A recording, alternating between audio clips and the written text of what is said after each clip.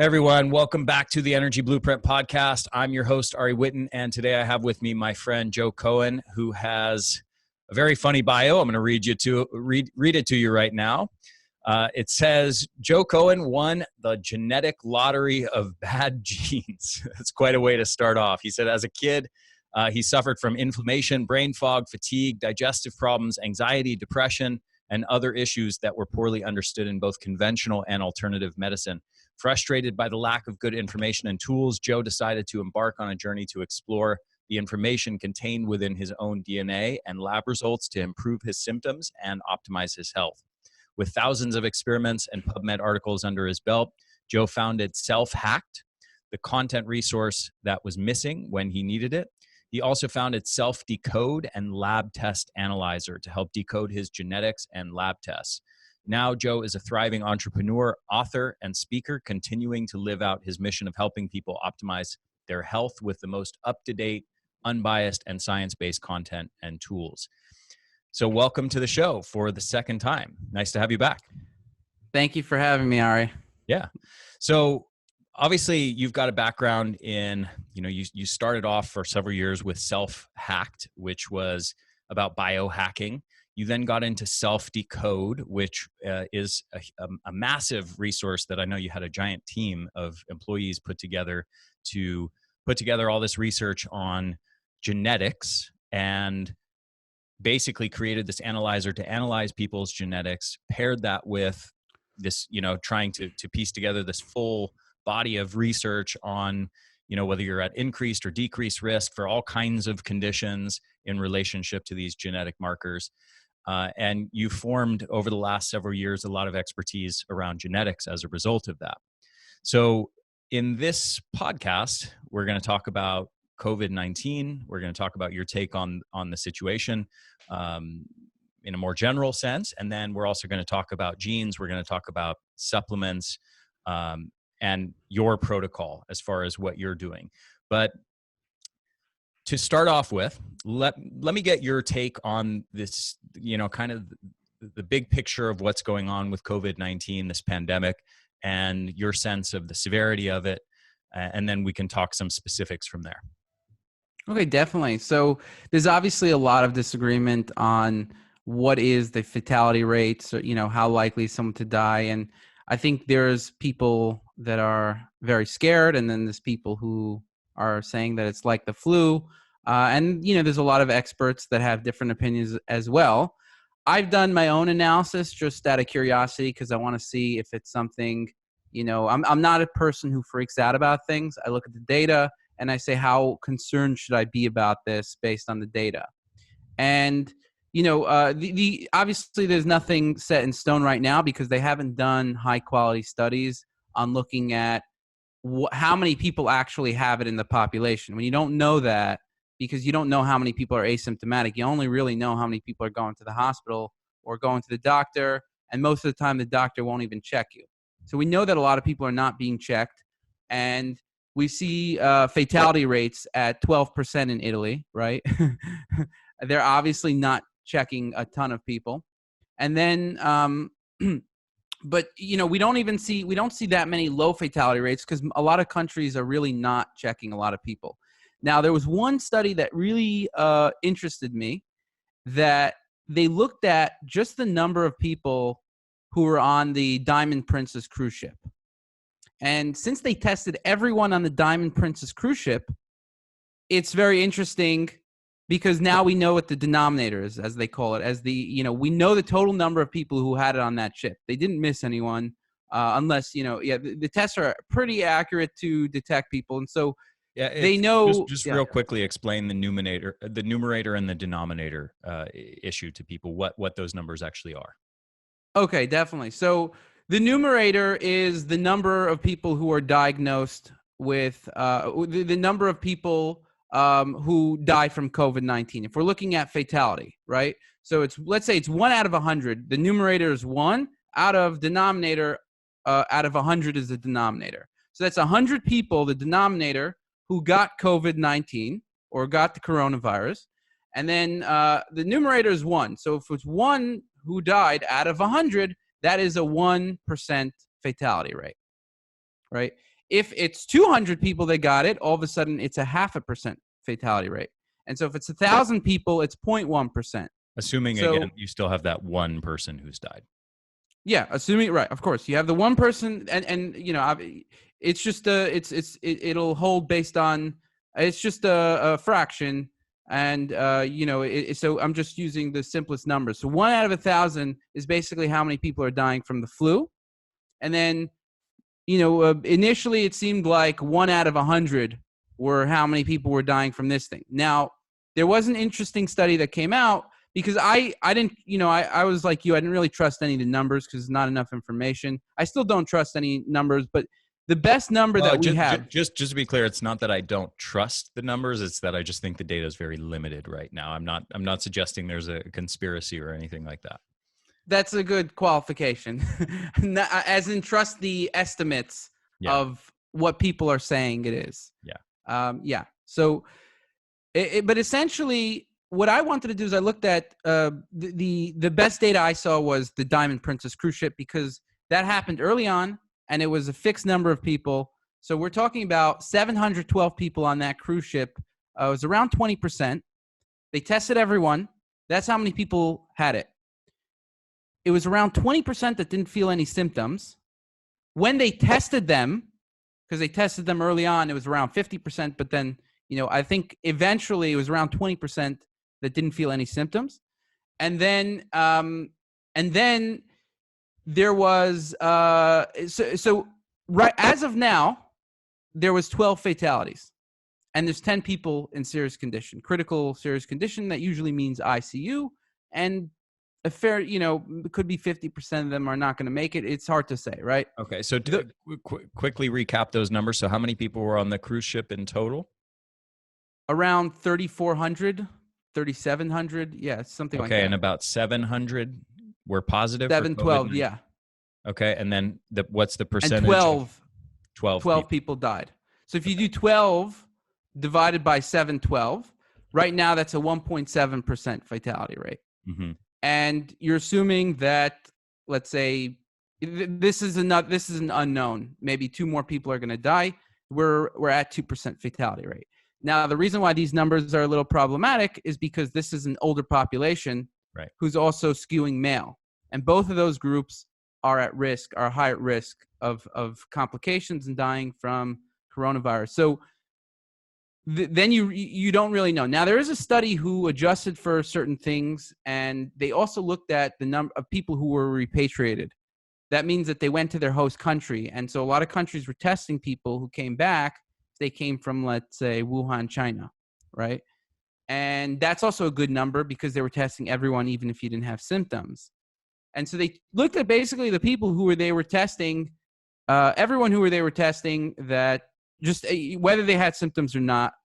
And and this was published in the Lancet on March 30th. And what they found was they adjusted for things, and they found that the fatality rate in a normal population would probably be around 0.66%, which is around 6.5 times more dangerous than the flu, mm-hmm, right? And even the CDC says that the fatality rate is somewhere between 0.25% and 3%, and it's probably on the lower end.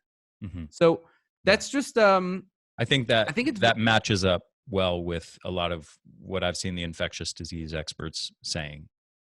Yeah, I think we just need to get that out in terms of like, how dangerous is this thing? And so 6.5 times as dangerous as the flu is not something you should freak out about, but it's also not nothing, right? Yeah. It's not just the flu, but okay, so that's done. And so I think the next thing we want to think about, and this is something that was really fascinating, is who's at risk. Well, actually, before we get there, just a couple of points. I don't know if you saw the Iceland data, but I found that really interesting because they seem to be the only country that's done widespread testing of the general population and not just symptomatic patients. So just for clarity, there is the reason that I think the data, I think that the Diamond Princess cruise ship is a great piece of data, and I agree with you on that point. So much of the other data is, I don't want to say nonsense because it's too strong of a word, but it's extremely limited in terms of how we can extrapolate it to form predictions, or how, how well we can draw the mortality rate figures from it. And the reason why is selection bias, that the testing kits, speaking specifically about the US, the amount of testing that's going on is not being applied to the general population. It's being applied only to, in general, the most symptomatic people. And even people who are showing up at the hospital sick and saying, please test me, in many cases are being turned away, and they're only using the tests on the people with the most severe symptoms. So, as you said, the numerator is the number of deaths. Even that's somewhat of a question because of reporting, and then there's some questions of reporting there. I mean, it's maybe too much of a digression to get in all the details of how that number's limited, but let's just say it's 100% accurate.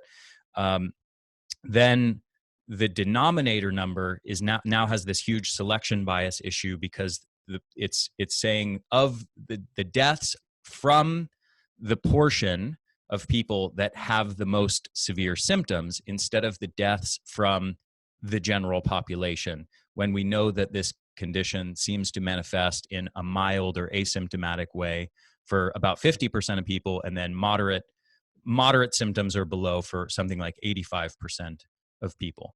And so there's just this huge issue of, what you're comparing the number of deaths to in terms of that denominator. And Iceland has done a really good example, a really good set of systematic tests of the general population. And what they determined is that I think the numbers were, at the time of testing, which was maybe a week ago or something like that, it was something like 1,300 cases of their entire population, and maybe less than 10 deaths, if I'm remembering correctly. So 10 deaths out of in that proportion of people would be, I think it might have been less than 10. 6 people. Yeah. Okay. Problem So with that is you have to give it time, yeah. because obviously it goes up a lot. Well, it can, but the number of people who have already, I mean, there's a number of people that have already had this and sort of recovered from it. It might, I mean, it's spreading. It's unclear where at the point we are in the curve of growth of this. But anyway, I think, they found that something like 0.5% of the entire population had this. And there were 5 or 6 deaths as of the time of when we're recording this. So if you extrapolate similar numbers to the United States, that would mean that instead of the reported number of cases, which is something like 180,000, I believe, or 100 or 200,000-ish, the actual number of cases is something like, if that 0.5% of the entire population holds, it might even be much higher than that, because there's probably a lot more travel between China and the US than there is between China and Iceland. But let's say it's 0.5%, that would mean it's not 200,000 cases of this. It's more like 1.5 or 3 million cases in the United States. And that would be reasonable. Yeah. And that number, as the denominator, obviously changes the fatality rate by orders of magnitude. And that's really the question of why this data is so limited right now. Yeah, that sounds reasonable. It's definitely a lot of people they're not testing. I heard the Iceland statistic on the talk that you sent me, but I wasn't able to find the study. So, and the other thing is that since it's early on, there's people are dying basically 2-3 weeks later. So that's also a little bit unclear. Right. What is going to be the end fatality rate once they're doing more studies, but we're going to get an understanding later on. Mm-hmm. So you want to shift now into who's at risk, and what's your sort of analysis of the data as far as who is going to experience, who's very likely to experience severe symptoms or death from this? And I know you alluded to a couple points as far as age and male gender and so on, but what's your analysis of that situation? So I've been reading a lot about this in order to understand what are the supplements or things we could do to prevent risk from it, right? To decrease risk from it. And what it comes out, what I'm able to see is that one of the biggest risk factors is cardiovascular disease, right? And I have friends who are doctors in the hospital, and they told me the cardiovascular disease patients were really getting hit hard. And there's one study that shows that out of the people who were hospitalized, so these are already serious people, right? Out of the people who were hospitalized in China, 15, it was a study done on, something like 100 and some odd people. There were 15 of them cardiovascular, 13 of them didn't make it, right? But now there's cardiovascular disease, there's hypertension, there's high blood pressure, there's diabetes, there's obesity, and then there's lung diseases, respiratory diseases, COPD, asthma. These are not really controversial, right? And there's smoking, and like you said, there's age and being male, and they think being male is a risk factor because males drink a lot more and smoke a lot more, right? Is that the only reason? I was under the impression they were almost suggesting something to the effect that like estrogen might be a protective factor for cytokine storms or something to that effect. Yeah, of course. There's other reasons as well, but some of the biggest reasons have to do with alcohol and smoking, right? It's unclear. It hasn't been in men. Because we're men and we like to get drunk. Well, it's just it's a fact that men, I think they drink 5 times more than women. Right. Or so, it's something to that effect, and they're more likely to smoke, and if they do smoke, I think they smoke more. So they haven't teased. This is another unknown. It hasn't been teased apart. There's some people saying estrogen is probably a combination of factors. But when you're looking at things like alcoholism or smoking, these are obviously huge risk factors for COPD. That's a lung disease, a respiratory disease. And, and COPD is a huge risk factor for having complications, right? So you're 5 times, up to 5 times more likely to have complications if you have COPD. And they think that the age has to do with the immunity, right? Because the older you get, the worse your immune system works, generally speaking. There's also some suggestion of melatonin being a factor there related to age, that melatonin might be this extremely powerful anti-inflammatory agent. I forget the specific name of the inflammasome. It's a bunch of letters and numbers mixed together, but NL something. Yeah. Or starts with an N. Yeah. Yeah. So melatonin apparently acts on this inflammasome and helps suppress cytokine storms. And there's some people also suggesting that supplementary melatonin may help prevent cytokine storm in severe cases. I read what you were talking about, and it turns out that inflammasome is pretty much inhibited by any natural supplement. Okay. Right. So not that it's not true. It's just that there's a lot of things that can inhibit that inflammasome. And so I think focus specifically on melatonin, you think is misguided? I think it's an important thing if you're not getting enough of it, if you're sleeping with the lights on, or if you're sleeping, if you have light at night, right? You don't wear blue blockers or things like that, then it's an important thing because you're not getting enough melatonin. So I don't want to say it's not important, but I think saying that it's particularly important for this, I don't know if, like, just based on that inflammasome research, that I wouldn't say that that's the case, right? Because pretty much everything, a lot of things are going to inhibit that inflammasome. Like, there's a lot of natural supplements and herbs that have pretty, anti-inflammatory profiles, and they also act on that inflammasome. So I'm not saying it's not good or whatever. It's just I haven't seen research that's specifically good for this. Right. But yeah, so I think getting into what we were talking about, the risk factors, and one thing that was, when you look at all these risk factors, besides being male, right? I mean, you can pretty much counteract. I mean, having diabetes is a disease that I don't know any healthy people with diabetes. Yeah. Hypertension. It's something that if you're living a healthy and optimal life, you should not have hypertension.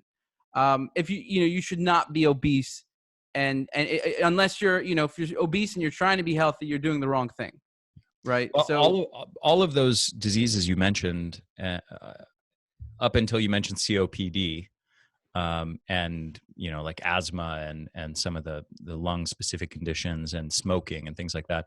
But hypertension, insulin resistance, diabetes, cardiovascular disease, this is all part of a cluster of really the same cardiometabolic dysfunction that comes from the same nutrition and lifestyle factors. And it may yes, manifest slightly differently for different people, but we know it's very, very much nutrition and lifestyle related. and COPD is also a lifestyle disease. Hmm. So asthma, I believe, is also to some extent less than the others, Hmm. right? But it is also to some extent a lifestyle disease, um, more than certain other things, like more than cancer, I would say, right? Um, so, I mean, everything to some extent you could reduce your risk. I'm not saying, no, I'm just saying there is a spectrum of things that, diabetes is going to be something that you're not getting unless you are living pretty unhealthy, Yeah. right? So when I look at these things, what's clear is that, the cardiovascular system is really important. The immune system is really important, and the respiratory system is really important. And these are fundamental systems in the body. And it's really like almost a general health thing. How generally healthy are you? Hmm. Right. And if you're generally healthy, I mean, you're not overweight. You're not obese. You're not, you don't have COPD. Again, that's a lifestyle disease pretty much. And that you don't have cardiovascular disease, high blood pressure. Your risk is dramatically lower, Yeah. right? In that case, you really should not be that worried. And Which, just to add one layer of data, kind of going back to the data we were speaking about before, but on the mortality rate, I believe there's some data out of Italy showing that I believe 99% of the deaths have been over the age of 60 or 65 and have at least one comorbidity like diabetes or hypertension or heart disease. yeah, So, I've seen that as well. Yeah, yeah. exactly. And I mean, there are young people dying as well. And sometimes you read news stories that somebody was healthy. What they mean is that they weren't outwardly unhealthy. They weren't Right. obese. They didn't have cardiovascular disease. And when you're young, you're much less likely to have, like, it's very rare to have a heart attack when you're young or have some kind of cardiovascular disease when you're in your 20s, right? Even if you are doing things that are harming it, right? And it's very hard to detect your overall immune system. So they're not able to detect actually how healthy these people are. Right. A couple, one anecdote on that front. I heard from someone. I was having a conversation with a friend of mine, and kind of speaking about the same thing that we're talking about now. And she said, "Well, I know a 17-year-old in my daughter's high school who's on a ventilator right now, and young, healthy, and then a few days later, she let me know he actually is a big vapor, so he likes to vape a lot, and so just like smoking, that seems to be another potential risk factor here." Um, I do think that one other element here, which is scary and really unfortunate, is the viral load issue, and I'm starting to see more articles talking about that, and this is especially relevant, I think, to the people on the front lines, the doctors, the nurses, that are treating patients who have this, are potentially being exposed to a much larger load of this virus, and I think in those scenarios, it has a much higher potential to take down somebody who is young and healthy. Yes. So that gets to another point, which is how are people actually dying from this thing, right? It turns out that if you look at what's going on, like what are people, even with conditions, what are people actually dying from? Usually it's something called ARDS. It's acute respiratory distress syndrome.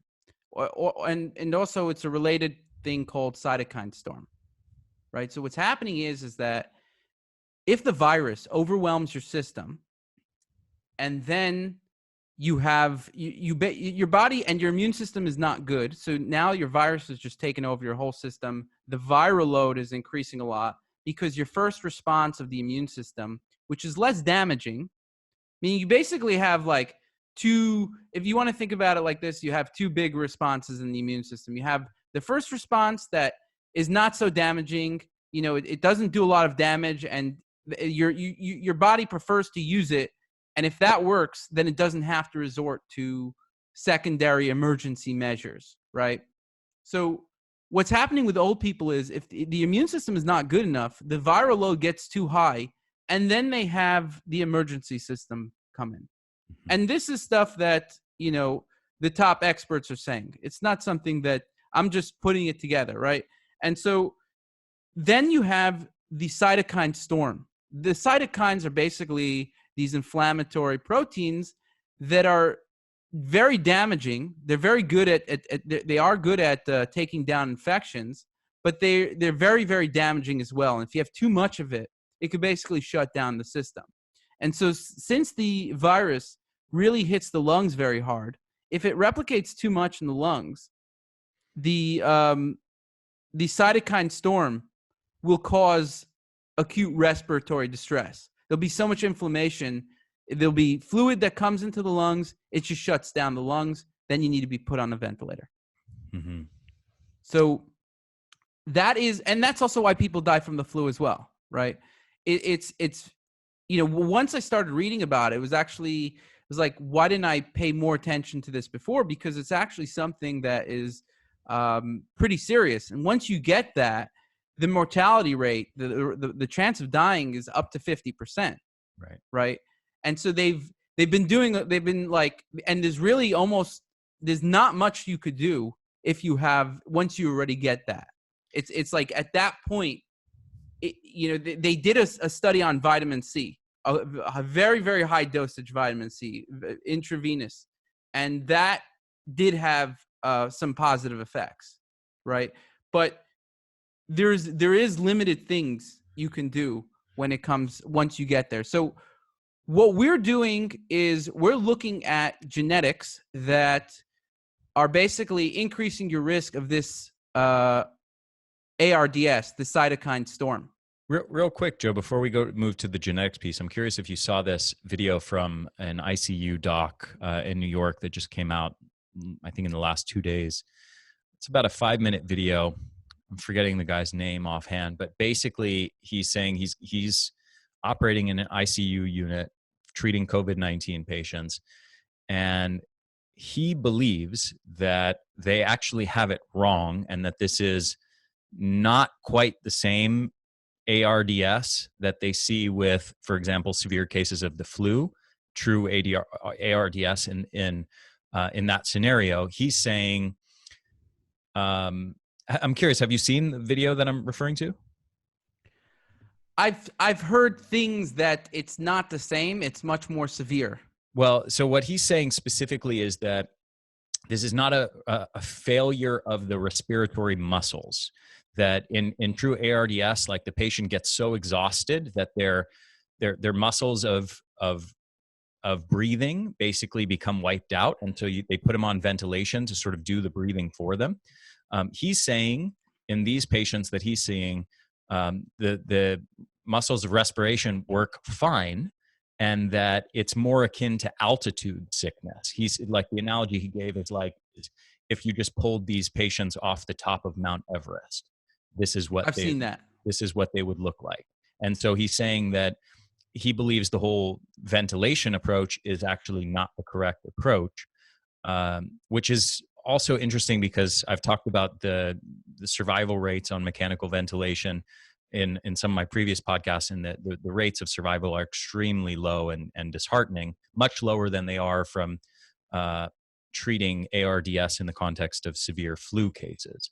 So it's potentially lending support to this theory that maybe ventilation is not the correct avenue of treatment. But, I definitely, I'm not a ICU doc on the front line, so I don't want to be in a position where I'm even thought to be giving advice to those people, but I'm just conveying what this guy's saying.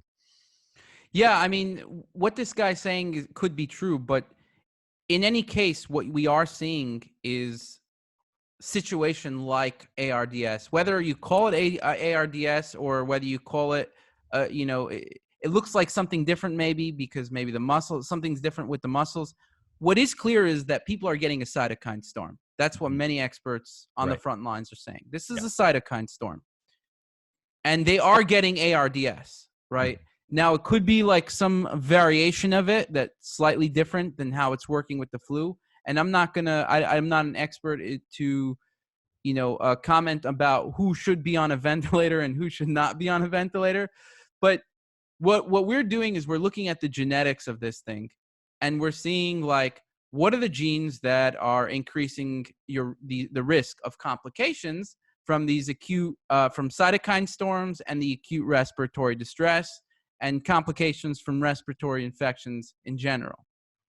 And what we're seeing is actually like the genes that are cytokines are, are like, let's say, for example, have you heard of TNF alpha? Sure. It's a popular cytokine. There's interleukin 6, IL-6, TNF alpha. There's basically all these cytokines that I've been studying for a while. And it turns out that right now they're implicated in, people who have variations who produce higher levels of these cytokines. So you'll produce higher levels of IL-6 or TNF alpha and IL-17, which is another. Basically, a lot of these cytokines they're associated with autoimmune disorders as well, because they can cause autoimmune issues. And so what we're seeing is that, a lot of these cytokines, for example, when people have variants that are increased, they could increase the risk for acute respiratory distress. Got it. Interestingly, I got an email just a few hours ago this morning from Chris Masterjohn, who's been a guest on the podcast 4 times, is a friend of mine. He mentioned 2 new studies that just came out showing that there's 2 lab markers that they found to be highly predictive of whether someone will develop severe symptoms from COVID-19. One is low leukocyte count, and the other one is high IL-6. CRP? Oh, IL-6. And CRP as well. He didn't mention that in the email this morning. I haven't seen any studies on that, but it's possible. But they go together because sure. IL-6 increases CRP. Yeah, so, no, I don't doubt that it's possible. It could be a predictive factor, but just as far as the studies that have come out so far, those are the 2 lab markers that seem to have great predictive value. So now, if we look at the things, let's say, for example, that will decrease TNF alpha, we see things like moderate exercise, weight management, quitting smoking, sun exposure. So, getting, like, for example, vitamin D is associated, if you have the more vitamin, within a healthy range, vitamin D within a healthy range was associated with lower complications of this acute respiratory distress syndrome. And so what's coming out is that even if you look at the genetics, like, living a healthy life is really important. And for me, I personally find it very interesting because it motivates me. And there's also sometimes there's like unique genes. For example, when it comes to coronavirus, there's 2 interesting genes. One is ACE2. And so ACE2 is a receptor that is found in the lungs predominantly. Like, it's very heavily found in the lungs. And it's basically the portal to how the virus gets inside the cells. And so variants, for example, that have more of these receptors are more likely to get COVID-19. And so knowing which variants you have in that could also be very interesting.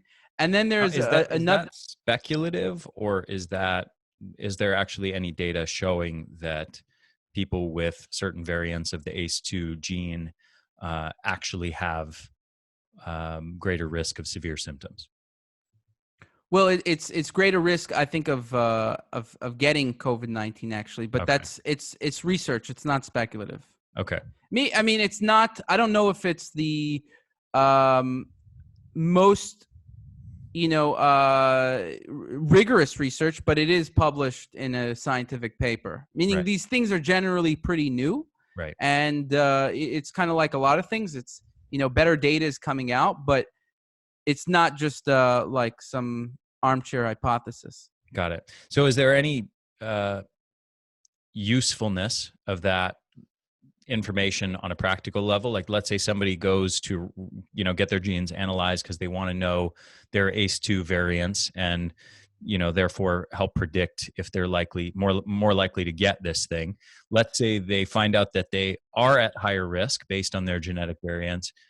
Other than panicking and freaking out that you've got bad news, is there any sort of good news you can take from that of how you can use it for anything practical?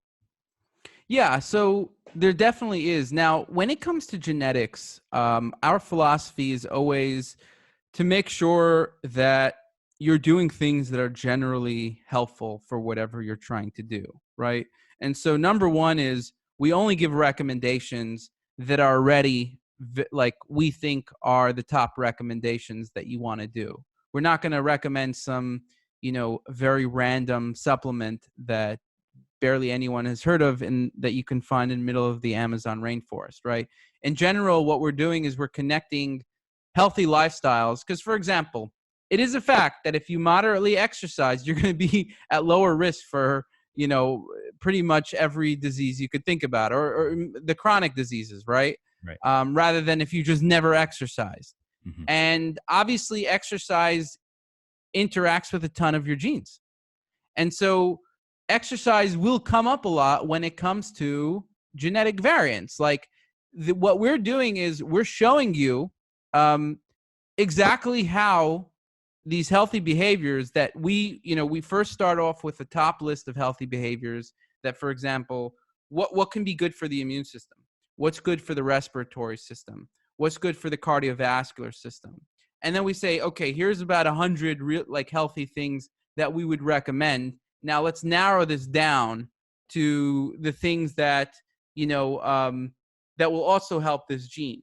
And so if we're talking about the ACE2, it turns out that something like zinc, which is helpful for all the things that I mentioned and is a really good supplement in my opinion, it turns out that in animals, that it, increased zinc concentration reduced the binding power of ACE2 enzyme. So that would be an example of, I'm reading this and just to translate that into coronavirus language, you're saying zinc decreases the ability of this virus to dock on the ACE2 receptor. We don't know that for sure, but it's basically we can't say anything that hasn't been directly tested. And since this novel virus is so new, we can't say anything about zinc and coronavirus for sure, right? What we can say is, zinc is great for the immune system. We can say it's great for the, it really is amazing for the immune system, and it reduces inflammation. And we can also say that, if it reduces the binding power of ACE2, you could theorize that it could, let's say, counteract some negative effects of the gene. And there's doctors using zinc to great effect. There's one doctor who's on Fox News. He's like, he's a really big fan of zinc, hydroxychloroquine, and an antibiotic for, that he gives as well for secondary infections. But he says that, azithromycin. So basically, he says that the hydroxychloroquine opens up the channels and allows the zinc to go in more, right? So it allows the cells to absorb more zinc. But in general, like I was saying, what I'm trying to do for myself is prepare my immune system before. And what I like to do, it's half hobby and half, this can help me a bit by tweaking my regimen, that this, understanding that, let's say if I have this negative variant, I actually don't have the ACE2 variant, right? But let's say I did, I know that zinc is actually could be more important for me based on my genetics. And there's other things as well, like aloe vera, for example. It contains aloe vera and Japanese knotweed, which is basically in resveratrol supplements. So these also, let's see, what is the exact, because we have it as a recommendation if you have the variant. We see that it binds to the ACE2 receptor and it blocks it, right? So Which does resveratrol? well, it's Japanese knotweed, Okay. and I've also read a paper from Nature. They listed about 50 promising, substances that can be good for COVID, and they actually listed resveratrol. So that's kind of why resveratrol. If resveratrol had nothing to do, it's possibly we would exclude the recommendation. But since we felt like it has some potential, and then it also has some potential to counteract some of the negative effects of this receptor, and it is also good in some other ways. We felt that we included it as a recommendation if you have the variant. Okay, so you've got zinc, Japanese knotweed / resveratrol, and then you mentioned one other one. Are there any others to mention here? For the ACE2, those are the only ones. Okay, so was there one other one? So it was Japanese knotweed, zinc, and I think you mentioned one other one. So there's Japanese knotweed, zinc, and aloe vera, which contains emodin.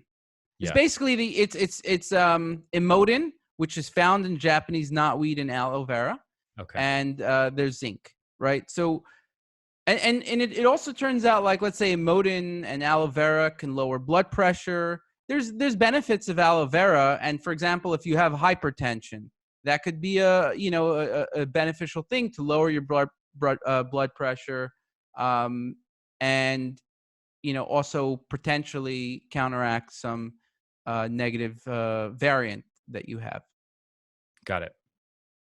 Are there any other genes that are relevant to this discussion of COVID-19, or really ACE2 is the big one? We actually right now we have about 5 to 10 genes that are published, and we're going to be publishing 30 genes and creating a report out of it. And what you're able to do is you're actually just able to browse and see which genes you have a variant for that is increasing your risk. So maybe out of 30 genes, you might look at 4 or 5 posts that might have something increasing your risk, or that has some associations with higher complications or something like that. And then you look at, you look at the recommendations, you see which ones would be interesting for you, right? That maybe you even were looking at anyway. Maybe you read something about zinc that was good, and now you see it again. But basically, you'll look at that, and then you have to create a regimen, which we do in once we in our report. We're going to it's not published right. I mean, by the time this is released, it's probably going to be published. But basically, we take into account all the recommendations and we give you the top ones. Whereas in the blog, the Self-Decode blog, which is a personalized blog, you can scan through and see and look at the genes individually. But I'll give you one example for me that has susceptibility, and that's a gene that it's called MX1, and it has to do with interferon. And my initial response based on this MX1 is not as good as it could be, right? This is the initial immune response. And what that means is potentially the virus does have more of a chance to replicate more. Now, again, I'm very healthy, so that obviously counteracts any negative variants. But things like moderate exercise, which, even though I know it's really important for me, I haven't done it in a week because I'm locked up in here or whatever. You see what I'm saying? And now I see that, for example, moderate exercise actually is able to counteract this variant. And it's even more important for me if I want to strengthen my immune system with regard to this virus. Got it. Have you seen any information on how vitamin D might interact with the ACE2 Yeah, that's a receptor? good question. Yeah, so vitamin D is something that, in this case, I don't recommend to take a lot of it in pill form uh, if you don't know what's going on. Basically, making sure you're not deficient in vitamin D is a good idea. You don't want to be deficient, right? But then there's some people who go overboard. They want to like live to 300, and they're like, I'm gonna have my vitamin D at some, very high level. Not having a deficiency is important for respiratory infections, right? Whether it's COVID or something else, it's important for immunity. So getting enough sun, for example, would be a good idea, right? But when it comes to vitamin D, it actually could increase the expression of these ACE2 receptors. So especially if you had that ACE2 variant, it's just something that I wouldn't go overboard with, right? Don't If you're not deficient, then don't take it. Got it. Okay, so are there any other things worth mentioning when it comes to genetics and COVID-19? Yeah, so mainly what we're looking at is a lot of genes that are related to that cytokine storm that we spoke about. So there's a lot of cytokines and immune genes. And then there's genes that are involved in antiviral function. And then there's some genes that are specific to COVID-19, like the ACE2. And then there's some genes as well that are related to cardiovascular function, which is really interesting, like nitric oxide production. That's the NOS3 gene. And the reason that's very interesting is because it also is related to cardiovascular health, blood pressure. So, for example, if somebody does have high blood pressure, they do have that gene. They want to really focus on ways to, counteract the negative effects of that variant, which, again, it's going to be healthy lifestyle and supplements, but it's going to be specific for that gene. Got it. Do you want to talk about your personal protocol? I'm very curious to hear what you are specifically doing to prep your immune system and take care of yourself. I mean, and I don't know how much this is tailored to your specific genes or how much of it is easily applicable to pretty much everyone, but maybe you can talk about your protocol. So my protocol is half based on my genes and half applicable to everyone, right? Meaning you could look at the protocol and there's generally, beneficial things that you can get from it. But I do make sure to look at my genes and also my lab tests as well, making sure that my CRP is low and things like that. And so, so in terms of my protocol, one thing I do is I do take zinc. I find that is good for my immune system, and I am less likely to get sick. And when I stopped taking it for a while, I got more infections than I have in a long time. So, and again, I like when it comes to I did have some variants in the gene that was not producing a first response, a good antiviral response, that MX1 gene. And so it could be something like zinc was helping with that. It could be for a different reason, but zinc does seem to help me. And there is a lot of information that it seems like zinc is good for the immune system and respiratory infections. So that is something that I am making sure I'm taking. Two I do questions on that. combine. Okay, go for it. Yeah, we'll come back to what you're about to say there as far as what you combine with it. But two questions on zinc. One is how much do you take? And two, what form of it? And there's some discussion of people talking about the zinc lozenges that ionize and kind of coat the mouth and the throat with zinc ions versus just taking it internally. Curious your thoughts on that. So I do take it internally, historically, and I am taking the lozenges now because of the reasons that you mentioned, right? So in a normal setting, if I was less concerned about an infection, then I would just take a supplement. And, even just taking it as a supplement is good. But now I'm starting to take the lozenges more.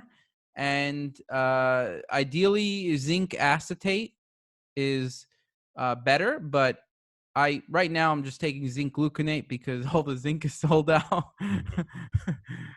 But yeah, and the zinc gluconate is good enough. So yeah, I'm taking zinc gluconate, and I do have copper as well. You want to take, for every 15 milligrams of zinc, you want to take 1 milligram of copper, and that's also, copper also has some immune benefits, and there's some people, there is some benefits that theoretical benefits toward COVID-19, for example. It's, and so I think it's a good protocol of copper and zinc. What total dosage of zinc do you take? So there's a proper ratio of zinc to copper, but what are you taking? 15 milligrams a day, 30, 60? How much? So normally I would probably recommend 30 milligrams a day, but since I've been taking it for a while now, um, and I get a lot of zinc in my diet, so I'm just taking 15 milligrams a day. Got it. And so 15 milligrams, 1 milligram of zinc is, I think, is a good dosage for me. Now, again, I eat a lot of meat, and so I'm getting a fair amount of zinc. But I'll also go to 30 milligrams sometimes. I kind of waver, but in general, like a maintenance is 15. And then if I want to go a little higher, I might take 15 and then also take some lozenges as well. Got it. Do you know what the sort of upper range is as far as concerns of toxicity?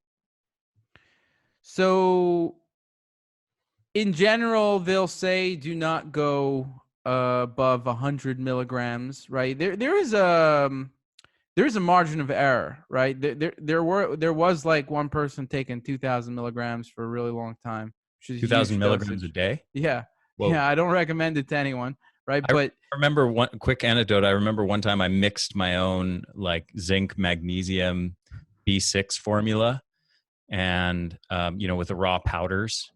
I was trying to save money. This was many years ago, in like my early 20s.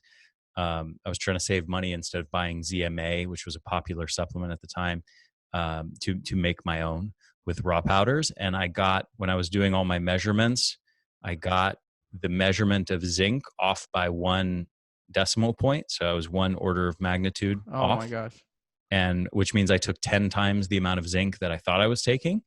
And I had you got nauseous. I had not only nausea, but I had like the most intense abdominal pain that I've ever had in my life, like from basically zinc poisoning. And I think I was even, it's a little graphic, but I had diarrhea that was even a little bloody.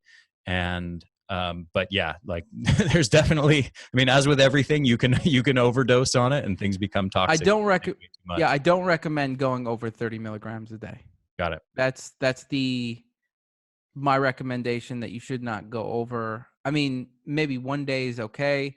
Or maybe if it's, this doctor was giving like 200 milligrams a day for 5 days, right? But in general, not in a medical setting or whatever, I would not at 100 milligrams, you could start feeling nauseous. Hmm. 50 milligrams, you'll start getting zinc. You could start getting copper deficiency, and it also competes with iron. So you might start getting iron deficiency. And, something that I would like to, point out, and this is again, a personalized health approach, that you do want to measure your iron levels. You want to measure it with iron level, with, ferritin. You could look at your hemoglobin. There's a lot of different iron measures, and you want to make sure that you're not deficient in iron. It is very common in women, and um, so taking a high level of zinc can also compete with iron, right? So that's another reason you don't want to take too much. But again, something like 15 milligrams is really safe. It could be, pretty much good for everyone. Whereas 30 milligrams, maybe if you're a larger guy, and you have something you want to do, and you're also taking copper, 15 milligrams you could get away with without taking copper, because we get a fair amount in our diet, especially if you're eating like a lot of vegetables and plants. Got it. What other supplements are you taking, and would you recommend to people? So my team is doing a lot of research right now on supplements and how they relate to coronavirus and COVID-19. We're publishing all that for free on Self-Hack, by the way, and we're also going to create we're going to create an ebook out of it. And so basically, but some of the basic stuff that I saw is that, like, for example, if you have an inadequacy of a lot of nutrients, it could really impair your immune system. And so things like vitamin C, selenium, vitamin E, B vitamins, and iron. If you're inadequate in any of those, right, your immune system could be impaired, and that could have a very big difference. So, and when it did, something came up for vitamin E on one of my genes, and I looked at my diet to make sure I was getting enough vitamin E, and I was getting like half of the recommended value, because I am on a, I mean, you have to eat like a lot of nuts to get vitamin E, right? Otherwise, or there's certain vegetable oils or whatever, but it's not that, you don't have that much in olive oil, and that's my main oil. And I'm eating a lot of meat and things like that. So I was not getting enough vitamin E, and I started supplementing with vitamin E, right? So that's, making sure you're adequate. B2, B6, and B9 is very important for the immune system. And then there's things like NAC that increase glutathione, and they're also good for the respiratory system. And so that's something that I've also been taking, but I kind of, fluctuate with that. But right now I'm taking it because of COVID-19. So I want to make sure that my immune system is up to par. And the other thing is medicinal mushrooms. There's a lot of them, but I generally find that, I like them, and they are good immune boosters, and some of them, some of them are, there's different ways to get them, actually. Like there's a maitake mushroom snack that was really tasty.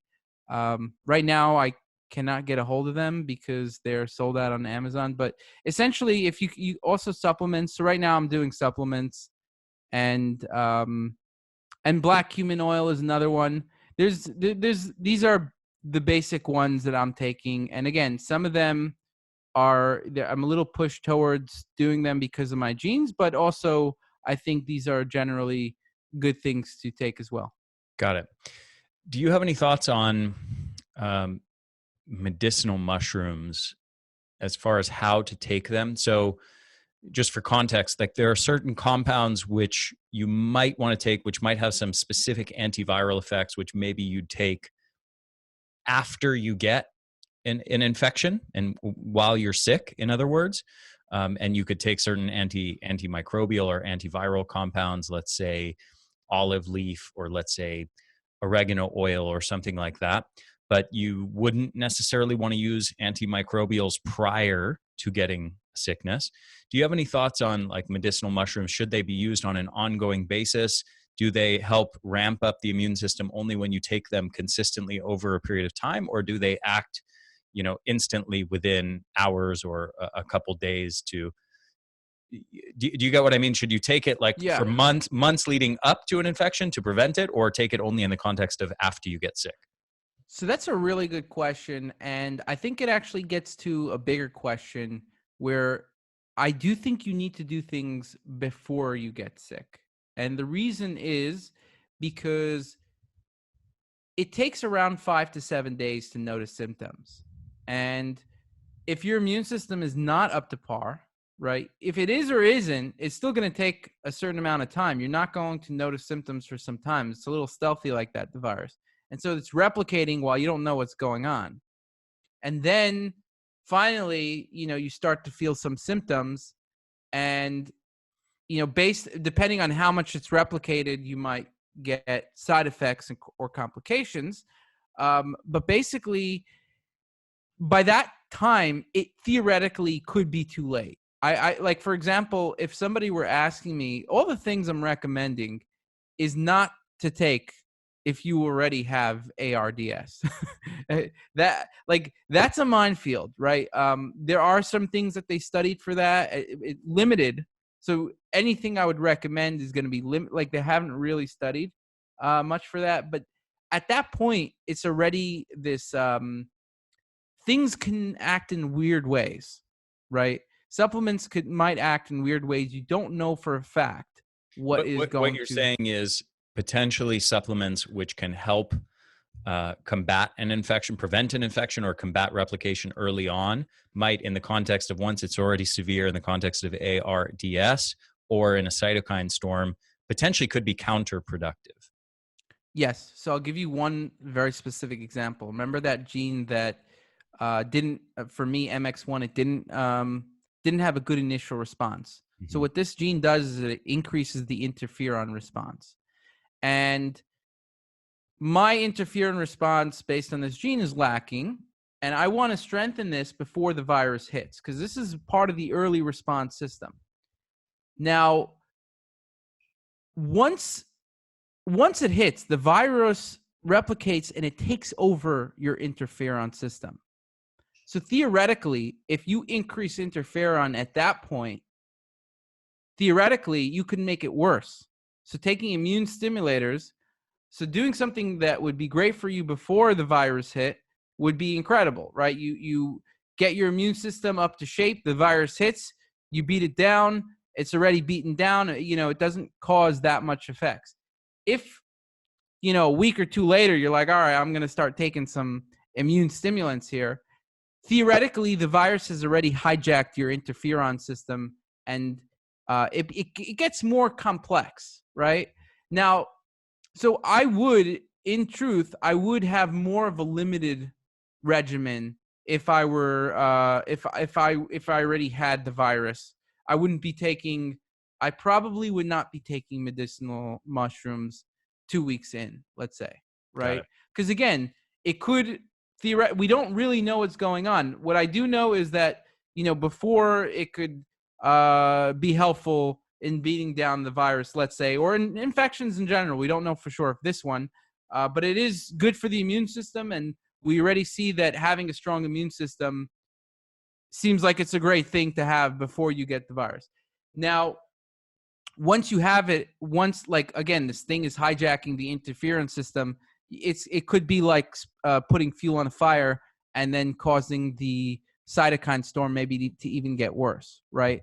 Now, I'm not saying that it'll happen. It's just that it's unclear. So, and let's say I did recommend, let's say 3, 4 days, 5 days in. It could be that you only have symptoms 2 weeks in, right? And so it's something that in this case, I would take a preventative approach. If you have any of the risk factors on that list, if you have a poor immune system, you have an autoimmune condition, which can create a poor immune system, right? For example, you mentioned the low white blood cells. That is a risk factor.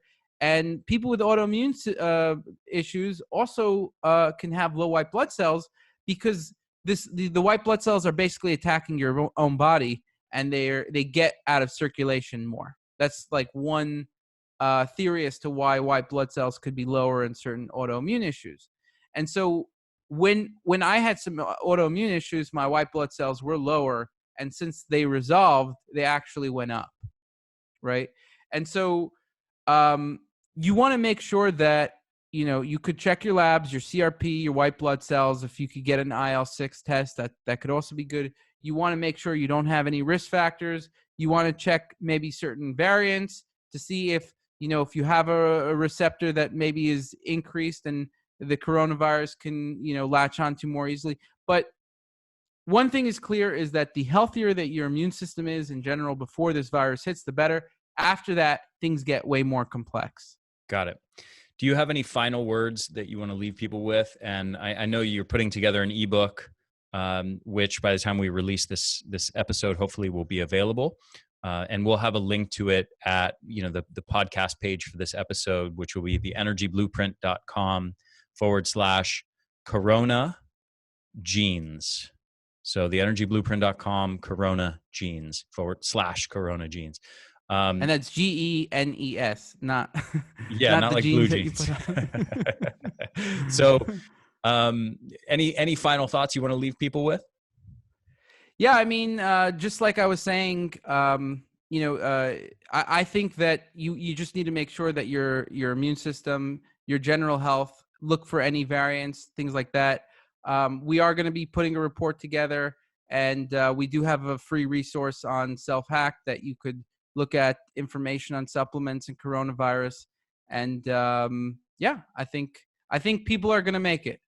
Awesome. That's I think the people listening to your podcast are probably health conscious. They're listening to you. They want to know about health.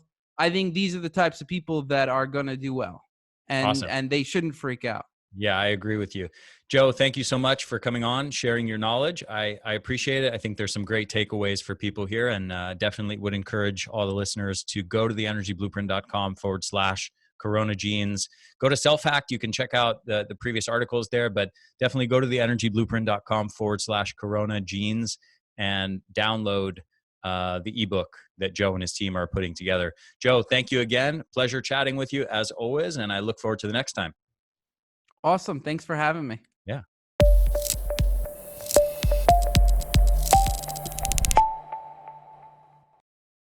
Hey there, this is Ari again. One more quick thing before you go.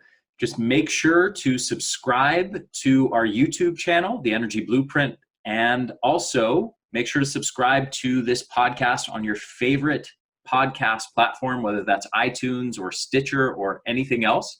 I hope you guys enjoyed this interview, and I will see you again next week.